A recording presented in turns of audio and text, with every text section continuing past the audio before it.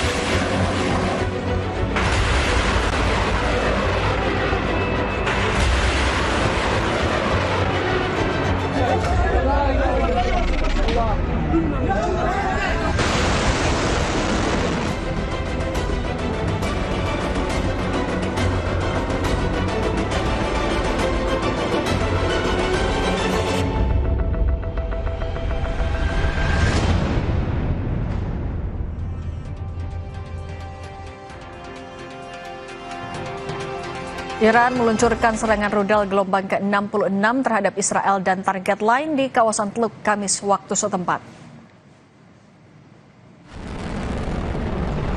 Iran menggunakan sistem senjata super berat dengan kemampuan multi hulu ledak yang diluncurkan secara bersamaan menuju sejumlah target strategis. Rudal ini memiliki kapasitas membawa muatan besar, bahkan disebut mampu membawa beberapa hulu ledak dalam konfigurasi tertentu.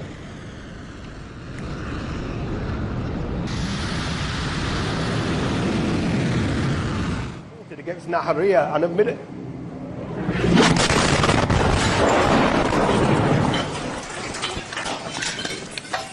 Jurnalis Russian TV Steve Sweeney dan juru kameranya terluka terkena ledakan rudal dari Israel saat meliput di Lebanon. Russian TV melaporkan keduanya dirawat di rumah sakit karena luka akibat pecahan peluru. Juru kamera yang juga korban mengatakan Israel sengaja menargetkan jurnalis di sebuah jembatan di Lebanon Selatan. Juru bicara Kementerian Luar Negeri Rusia, Maria Zakharova, meminta organisasi internasional memberikan perhatian serius atas serangan terhadap jurnalisnya.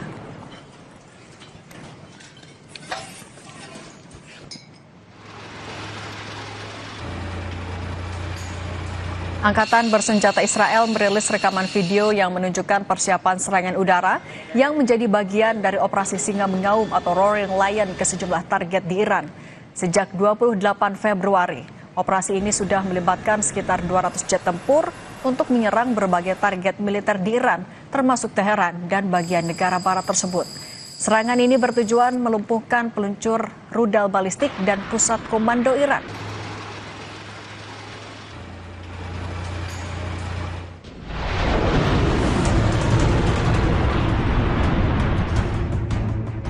Mengamuk, Iran melancarkan serangan balasan ke sejumlah fasilitas energi negara Teluk Sekutu Amerika Serikat dan Israel. Salah satu yang jadi sasaran adalah fasilitas energi gas utama Qatar yang berada di kota Las Rafan. Situs gas ini penting karena memasok sebagian kebutuhan gas dunia. Qatar mengecam serangan Iran karena dinilai sudah mengancam keamanan. Buntutnya negara itu pun mengusir duta besar dan atase pertahanan Iran di Qatar. Pemutusan hubungan diplomatik dilakukan sebagai respons atas serangan berulang Iran. Rudal dan drone Iran juga menghantam kilang minyak yang dikelola oleh perusahaan nasional Kuwait di pelabuhan Ahmadi. Tak ada korban dalam serangan ini, tapi kebakaran hebat terjadi di lokasi kilang. Iran juga diduga menyerang fasilitas perusahaan minyak raksasa Aramco di Riyadh, Arab Saudi.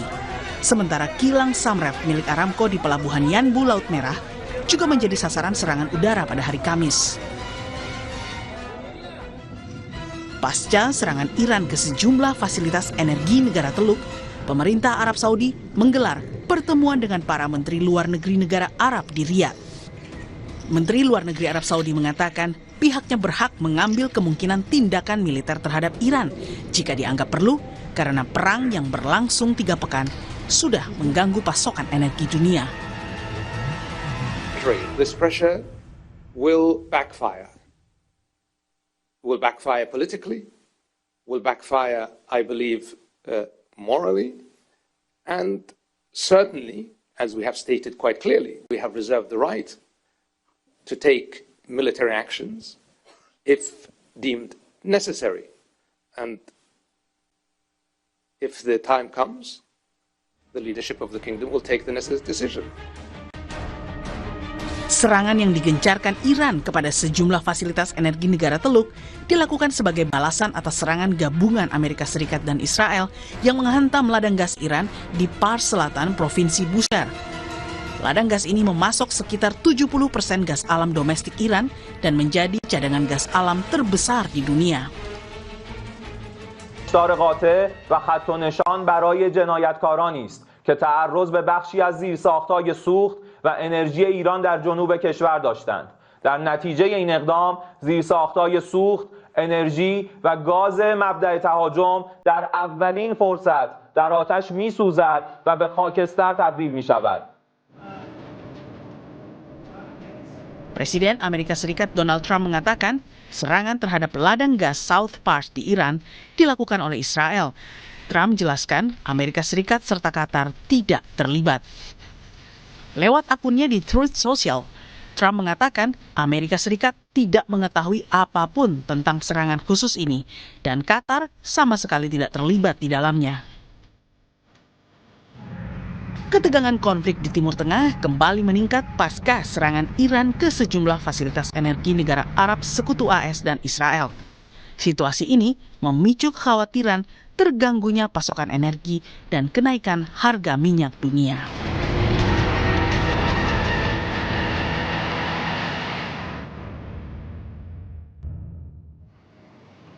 Menteri Luar Negeri negara-negara Arab akhirnya berkumpul di Riyadh, Arab Saudi sebagai respons keras atas serangan rudal Iran ke kilang-kilang minyak mereka.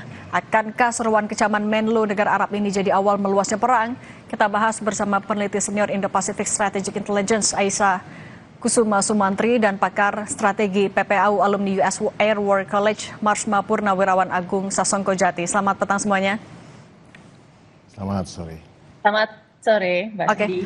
Pak Agung, saya ke Mbak Aisyah dulu ya. Mbak Aisyah, kalau pernyataan dari Menlu Arab bilangnya ini adalah serangan dari Iran, tidak bisa dibenarkan dan mereka tidak akan mengenyampingkan opsi tindakan militer. Anda menganalisis ini sebagai sebuah kecaman biasa atau sangat mungkin ditindaklanjuti? Sangat mungkin ditindaklanjuti. Yang pertama kita lihat awalnya memang negara-negara Arab ini masih wait and see. Dia masih menunggu sampai ada intervening variabel yang besar sehingga mereka dapat mengikuti perang. Sebelumnya ada beberapa pertimbangan yang kemudian dimiliki oleh negara-negara Arab dalam kemudian mengekskalasi situasi. Yang pertama adalah beban politik dalam perang, yaitu kemudian ketika mereka menjadi belligerent maka akan ada potensi bahwa perangnya akan melebar ke tahapan perang regional. Yang kedua adalah kemudian adanya potensi polarisasi sosial di antara masyarakatnya. Karena mau tidak mau kita harus akui bahwa Iran ini memang meskipun pemerintahannya ini memiliki posisi yang kontra terhadap Iran, tetapi kemudian masyarakatnya memiliki favorability yang tinggi. Karena mau tidak mau kita akui bahwa Iran ini merupakan salah satu negara yang berani untuk kemudian menentang kekejaman Israel di Palestina, sehingga kemudian favorable pandangan dari masyarakat Arab terhadap Iran itu sendiri. Baik, tapi kalau bentuk tindak lanjut yang mungkin dilakukan ini sampai ke serangan fisik atau hanya tekanan politik? Untuk kemudian tindak lanjut, ada kemungkinan akan serangan fisik. Yang pertama adalah at the very least ya, ini kita tidak bicara tentang serangan ke Irannya, tetapi kemudian kita bicara tentang serangan yang mungkin akan menghalau segala bentuk serangan yang mungkin akan terjadi di negara-negara Arab di masa depan. Apakah itu dengan cara misalnya melakukan intercepting yang lebih modern, ataukah dengan cara sebenarnya yang paling efektif adalah menghancurkan persenjataan Iran sebelum sampai ke negara-negara Arab ya, sebelum melakukan itu. Tetapi untuk bisa melakukan itu dibutuhkan adanya political will. Nah, ini yang harus kita pahami bahwa sebelumnya tadi ada beberapa hambatan untuk bisa melakukan hal tersebut ya, termasuk tadi beban politik dalam negeri, beban politik regional, dan kemudian polarisasi masyarakat. Tetapi ketika kemudian hajat hidup orang banyak dari Timur Tengah ini sudah terganggu, mau tidak mau sebenarnya pemerintah dari negara-negara Arab ini perlu melakukan suatu tindakan gitu. Jadi secara political will-nya sendiri ini sudah terpenuhi sampai saat ini. Oke, kalau ada dorongan untuk melakukan tindak lanjut Pak Agung, tapi kalau menurut Anda bagaimana Iran akan merespons tekanan dari negara-negara di Teluk itu? Iran melakukan itu dengan rencana ya. Yang kelihatan paling punya rencana di dalam konflik ini adalah Iran. Jadi jelas apa yang dilakukan oleh Iran itu semua dengan rencana. Baik termasuk meskipun dia mengalami kehancuran, banyak hal, tapi memang rencana dia adalah memang tidak melawan di Iran. Karena Iran itu dari lama udah belajar dari perang pada saat Amerika menghabisi Irak, kemudian belajar di Lebanon, mereka sudah belajar bagaimana mendesentralisasi daripada ininya. Sehingga pada saat Ayatollah tewas atau wafat, kemudian mereka sudah otomatis akan mendelegasikan kepada cabang-cabang daripada ARGC di provinsi-provinsi untuk menyerang dengan tabel ataupun dengan daftar daripada apa tindakan dilaksanakan. Sehingga dengan terusnya perlawanan meskipun pimpinan teratas tidak ada, itu tetap menunjukkan dia eksis. Jadi yang penting sama kayak kita zaman dulu, meskipun presiden kita Presiden Soekarno ditangkap, tapi Jenderal Sudirman tetap melawan, sehingga akhirnya Republik tetap eksis karena itu sama. Jadi di mana di Iran itu juga sama. Apa yang dilakukan RGC adalah tetap karena Iran tetap eksis. Nah tapi Agung, maksudnya bentuk respons yang akan disampaikan Iran apa? Apakah mereka hanya akan ya hanya dipertimbangkan saja atau akan respons lebih serius? Oh tidak, semua serangan ini semua adalah dengan perhitungan semua. Karena memang fasenya Iran adalah perang atrisi. Dalam perang atrisi itu yang diatrisi bukan hanya militernya Amerika, militernya Israel, tapi diatrisi adalah kepercayaan publik Israel dan Amerika, ekonominya publik dan Amerika, kemudian diplomasinya ini dan Amerika, dan ternyata berhasil. Yang rontok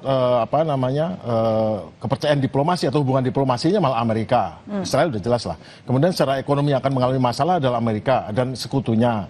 Kemudian sehingga terjadi penolakan terhadap bantuan ke Amerika dari negara-negara NATO, dan kemudian bagaimana negara NATO, negara EU Eropa dengan Jepang untuk bagaimana menyelesaikan masalah ini bukan dengan menyerang, pasti dengan nego yang baru ya.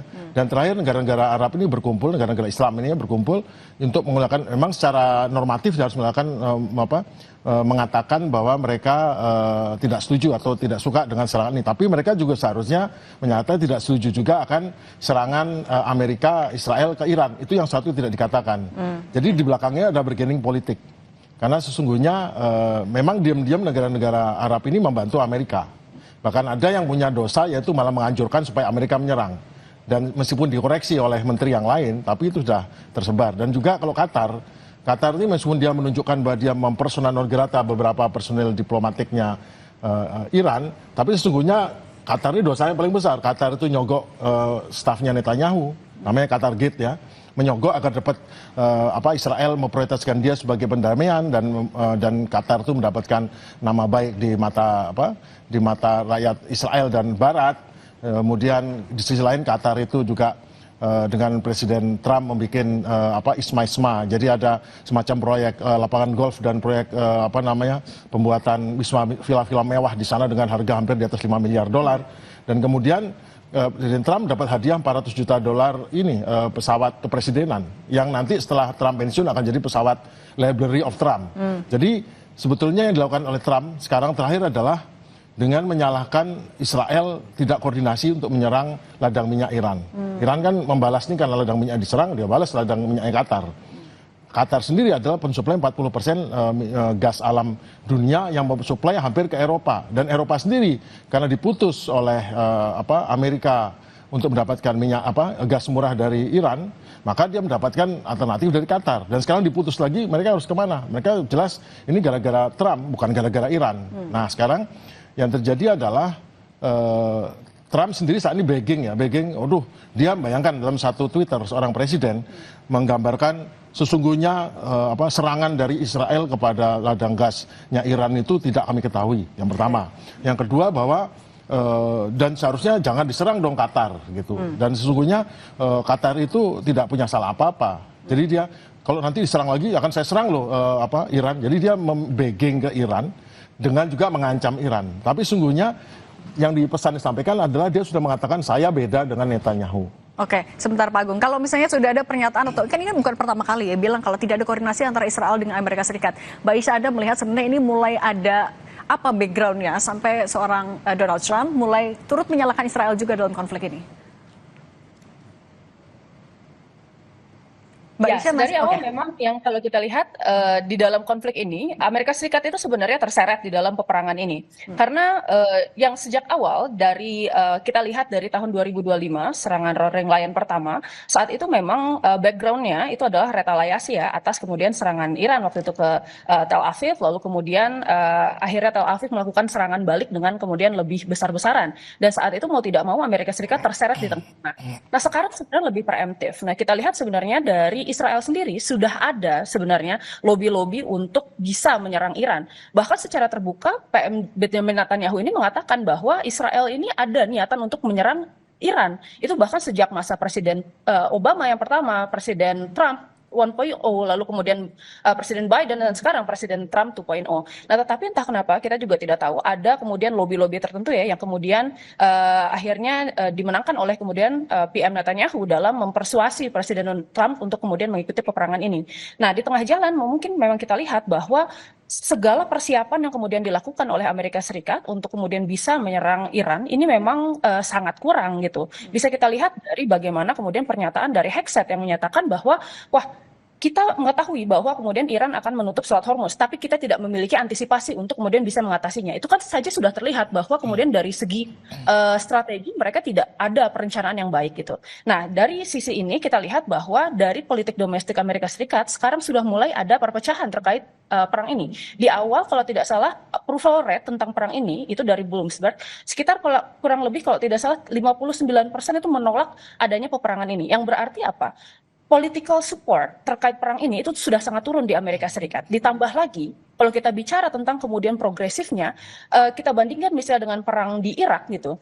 Nah, peperangan Irak itu membutuhkan waktu sekitar 14 tahun hingga kemudian perangnya bisa jadi unpopular seperti ini gitu. Jadi Presiden Trump sekarang berada di dalam posisi yang tidak diuntungkan, terlebih dari dengan kecaman-kecaman masyarakat. Jadi ada potensi di mana sebenarnya mereka bisa mengalahkan dari segi militer, tetapi kita tahu sebenarnya yang namanya dari segi peperangan, war is a continuation of politics. Kalau menurut Clausewitz ya, berarti kan sebenarnya dari jangka panjang ketika tadi kata Pak Agung ini ditarik menjadi protracted war, lalu kemudian dibuat sedemikian rupa agar perangnya mahal dan pada satu waktu pasti akan mempengaruhi hajat hidup Amerika gitu. Saat ini dukungan dari MAGA masih kuat, tetapi ketika harga minyak misalnya sudah mencapai $150 per barel, maka kemudian resesi itu pasti sudah akan terjadi.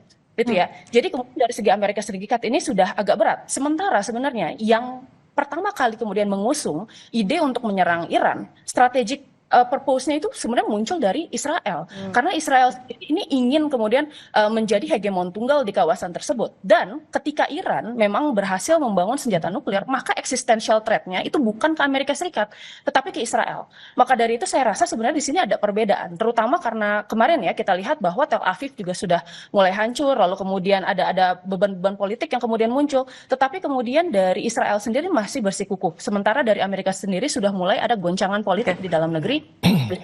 Oke Mbak Aisyah, tapi dengan semakin menurutnya political support di dalam negeri Amerika Serikatnya sendiri ini mempengaruhi pertimbangan atau kalkulasi dari negara-negara tertentu tidak? Bagaimana sebenarnya mereka menyikapi? Apakah mereka akan menunjukkan mereka ada di sisi Amerika Serikat atau mereka akan mencoba mencari jalur yang lebih aman? Ya, negara-negara teluk ini dari awal saya setuju dengan Pak Agung, memang membantu Amerika Serikat ya secara diam-diam. Bahkan sebenarnya ya itu sudah terlihat dari bagaimana kemudian mereka harboring kemudian US military base di wilayah mereka. Dan saya rasa sebenarnya kalau mempertanyakan apakah kemudian political supportnya akan mempengaruhi, saya rasa ya. Yang pertama, ini negara-negara teluk ini pasti mempertanyakan apakah AS masih bisa diandalkan sebagai aliansi yang terpercaya oleh negara-negara yang tadinya itu mendukung penuh Amerika Serikat di dalam peperangan ini. Nih kita bisa lihat polanya tidak hanya di negara-negara teluk, tetapi juga kemudian di negara-negara NATO dan bahkan kemudian negara-negara aliansi di Asia Pasifik seperti misalnya Jepang yang kemarin ada pernyataan ya bahwa Jepang tidak akan mengirimkan kapalnya ke kawasan Selat Hormuz. Nah lalu kemudian kita lihat juga sebenarnya, dari negara-negara teluk ini sekarang dia sedang berusaha untuk kemudian melakukan yang namanya internal balancing. Jadi berusaha agar kemudian ketika Amerika Serikat ini tidak bisa kemudian melakukan extended balancing ya ke kawasan tersebut dan tidak mampu melindungi negara-negara teluk ini dari serangan-serangan yang sudah direncanakan Iran tadi. Karena Iran tadi ya bermainnya tidak hanya kemudian dia ke arah kerusakan fisik saja, tetapi juga kerusakan ekonomi dan kemudian tekanan sosial dari masyarakat. Maka kemudian yang pada akhirnya terjadi adalah sekarang mereka tadi ya ada perencanaan tertentu, khususnya adalah dengan mengikuti peperangan yang setengah berlangsung. Jadi ada potensi negara-negara Teluk ini ikut peperangan. Oke, kalau gitu Pak Agung, tapi kalau misalnya kita membandingkan ini sudah masuk minggu ketiga, kalau misalnya memang akan ada keterlibatan dari negara Teluk, apakah Iran masih akan sanggup untuk mengimbangi? Tapi jangan jawab dulu, kita akan bahas lagi, tetap bersama kami di Kompas Petang.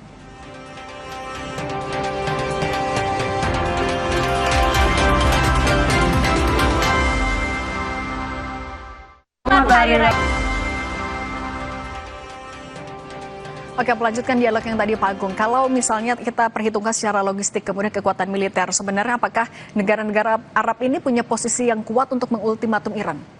Negara-negara Arab ini bisa menyerang Iran, mereka punya peralatan yang modern dan segala macam. Cuman masalahnya sanggup nggak mereka bertahan dari balasan Iran?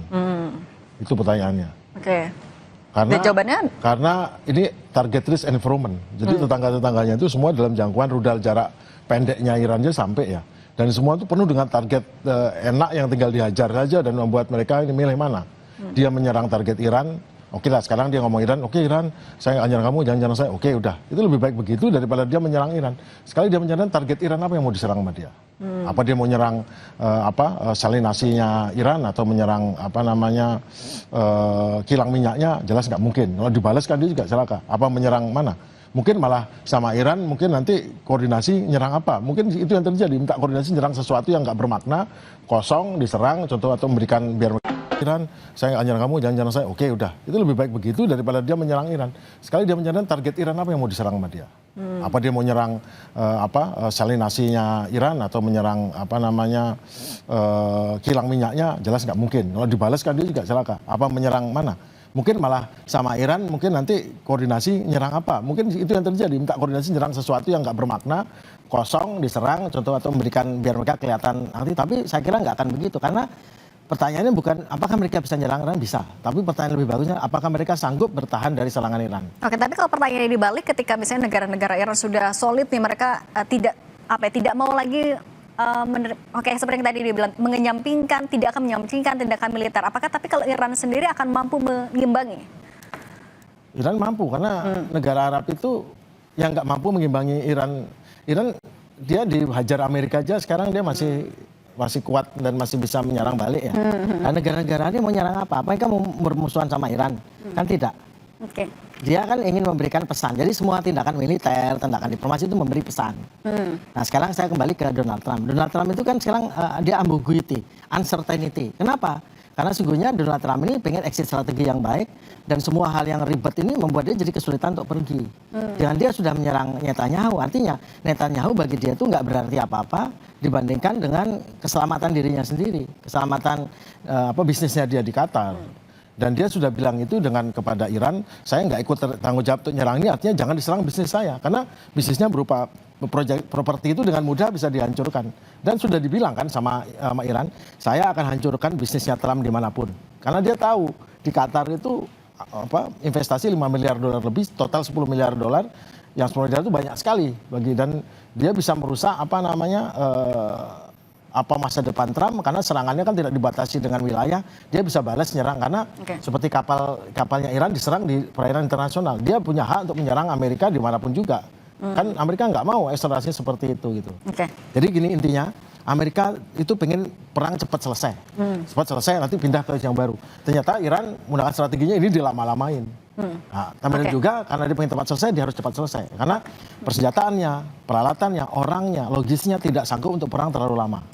Kalau misalnya ternyata Amerika Serikat sudah mencari exit plan, tapi kan di sisi lain Mbak Aisyah, Israel masih terus memburu petinggi-petinggi dari Iran, dan Iran juga sudah berjanji akan melakukan balas dendam. Ini ujungnya akan seperti apa? Akan semakin tereskalasi kah, atau ada opsi justru akan bisa meredam? Saya kira kita harus pahami dulu ya karakteristik dari kedua negara, baik itu dari Israel maupun dari Iran. Iran dan Israel itu berbeda dengan Syria, berbeda dengan Irak, berbeda juga dengan kemudian negara-negara lainnya yang ikut berperang dengan Amerika Serikat dulunya. Kalau misalnya kita lihat misalnya perang di Irak secara simetris ini selesai ketika Saddam Hussein tertangkap, tetapi kemudian di Iran tidak begitu. Karena sebenarnya kita lihat Iran sendiri memiliki konstitusi yang kuat, sehingga kemudian jika ada satu pemimpinnya yang meninggal, meninggal, maka kemudian akan digantikan dengan pemimpin lain yang sangat cepat. Bahkan kalau kita lihat kemarin ketika Ali Larinjani ya sebagai salah satu kemudian pemimpin tertinggi ya dari militer Iran itu sendiri ketika itu tersingkir, yang kita lihat adalah sebenarnya Iran langsung kemudian bergegas untuk mengganti Larinjani dengan salah satu kandidatnya yaitu adalah Jalili. Nah, Jalili ini justru malah lebih keras sebenarnya dibandingkan dengan Larinjani yang memiliki Western education ya, yang sebenarnya secara militer, secara ideologi sebenarnya Larinjani ini cukup moderat gitu. Yang terganti malah kemudian orang yang sangat keras dan kemudian sangat radikal, sama dengan kemudian apa yang terjadi ketika Ali Khamenei juga ini meninggal. Nah, yang kita lihat di sini adalah meskipun banyak sekali pemimpin-pemimpin baik itu dari Israel maupun dari Iran yang pada akhirnya berguguran ini, tetapi tidak merubah kemudian dinamika politik dan dinamika perang. Ini akan jadi political shock, ya. Tetapi kemudian ada beberapa efek juga yang kita bisa expect di sini. Yang pertama adalah sebenarnya perilaku rally around the flag gitu. Untuk Iran ini sudah terbukti bahwa ketika ada pimpinan-pimpinan yang meninggal, maka kemudian masyarakatnya akan semakin kuat. Nah, untuk Israel ini kita masih mempertanyakan karena sebenarnya karakteristiknya ini masih agak berbeda dan rata-rata ini masyarakat Israel merupakan masyarakat yang terbentuk dari imigran gitu dengan latar belakang yang berbeda-beda. Nah, ini yang kemudian perlu kita pertanyakan. Lalu yang kedua juga ini ada kemudian potensi adanya pergantian strategi dari segi militer, komunikasi antara pemerintah dengan militer, bahwa ketika kemudian ada incaran terhadap kepala-kepala negara dan pimpinan-pimpinan militer, yang terjadi adalah mereka akan berusaha untuk memperketat dan melindungi kepala-kepala militer mereka gitu. Jangan sampai pimpinan-pimpinan ini akan terbunuh lagi gitu ya. Lalu yang ketiga tadi perketatan pengamanan terhadap pimpinan suatu negara. Nah, ini akan terjadi kita lihat.